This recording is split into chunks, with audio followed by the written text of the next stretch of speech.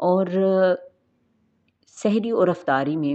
ضرور کھائیں، سادہ خوراک کھائیں کیونکہ یہ عظیم سنت مبارکہ ہے، لیکن اتنا وقت اس کو دے دینا کہ عبادت کا جون سا ہے وہ اتنا زیادہ وقت نہ مل سکے، یہ آپ اپنے ساتھ زیادتی کریں گے۔ اس کے علاوہ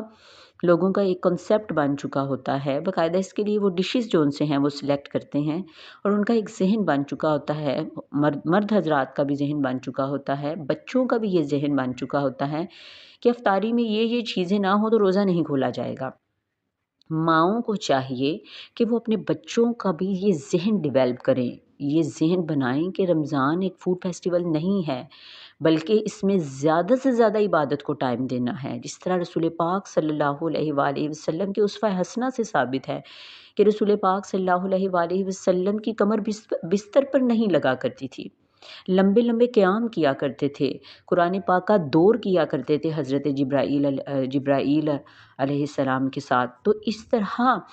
یہ جو عبادت کو اپنا معمول اور عبادت کی طرف رجحان ڈیولپ کروانا جو ان سا ہے، یہ بھی خواتین کی ذمہ داری ہے۔ اسی طرح شوہر حضرات کا یہ ذہن بنا ہوتا ہے، خاص طور پہ وہ لوگ جو کہ شاپس وغیرہ میں کام کرتے ہیں کہ افطاری میں ہمیں یہ چیزیں آنی چاہیے، یہ ڈشز جو ان سی ہیں ہماری ڈیمانڈنگ ہیں، یہ چیزیں پہنچ جانی چاہیے ہم کو۔ تو بیویوں کو بھی ان کا ذہن بنانا چاہیے کہ یہ انہیں بھی عبادت کے لیے ٹائم کی ضرورت ہے، انہیں بھی قرآن کی تلاوت کو ٹائم دینا ہے، یہ تو قرآن کی عظمت کا مہینہ ہے۔